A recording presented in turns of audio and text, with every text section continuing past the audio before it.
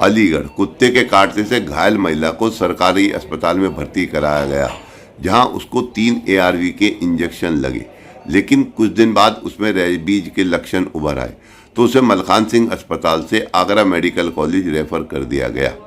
विधायकों के भ्रष्टाचार के आरोपों से घिरे सीएमओ नीरज त्यागी की छत्र छाया में कहीं एआरवी की सप्लाई में घोटाला तो नहीं हो गया, जिससे लोगों की जान पर बनाई है।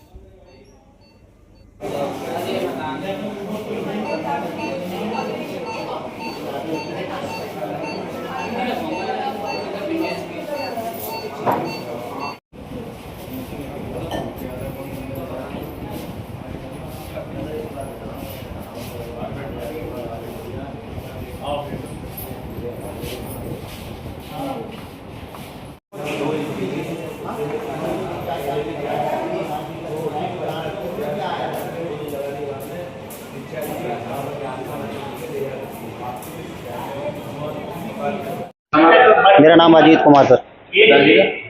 महावीर सिंह। कहाँ के रहने वाले हो? गोंडा रोड, अलहदादपुर, नीबरी, थाना कौन सा लगता है? रोरावर। क्या मामला है? पूरी घटना बताइए। सर 27/7/2025 को मेरी मम्मी को एक कुत्ते ने काटा था। मैं सुबह ही अस्पताल, जिला अस्पताल मलकान सिंह अलीगढ़ में उन्हें भर्ती कराया था। भर्ती कराने के बाद में उनकी जो डोजें थी वो लगी, उनका ट्रीटमेंट हुआ और 30/7/2025 को मुझे यहाँ से मेरी मम्मी को डिस्चार्ज कर दिया गया।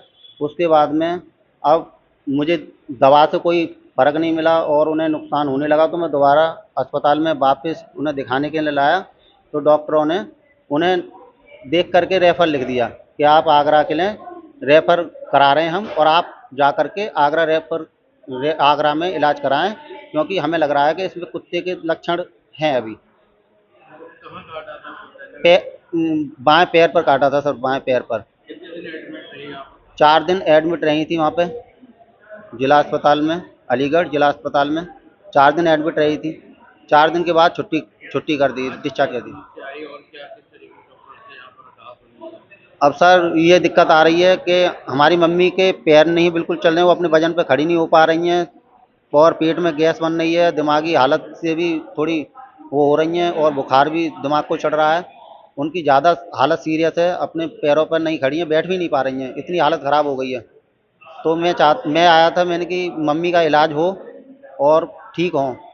अब इन्होंने आगरा के लिए रेफ़र कर रहे हैं मेरी मम्मी को कि आप सर, मलखान सिंह में सस्पेक्टेड रेबीज का केस आया है, जो महिला को 3 इंजेक्शन लगे, उसके बाद आज तबीयत खराब हो गई, हंगामा काटा परिजनों ने। क्या जानकारी है आपके पास और इस तरह के केसेस कितने अलीगढ़ में? देखिए, जो आपके द्वारा केस के बारे में पूछा गया है तो उसमें अवगत कराया गया कि 27/7 को उस महिला को कुत्ते के द्वारा काटा गया था।